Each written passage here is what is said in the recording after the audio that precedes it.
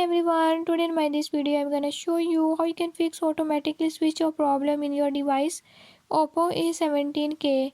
In this device Oppo A17k, if you're worried about automatically switch off problem, I'll tell you few tips and tricks that you can use to fix it. Before we move to the video, if you are new to my channel, don't forget to subscribe and press bell icon. Watch complete video and learn how you can fix it.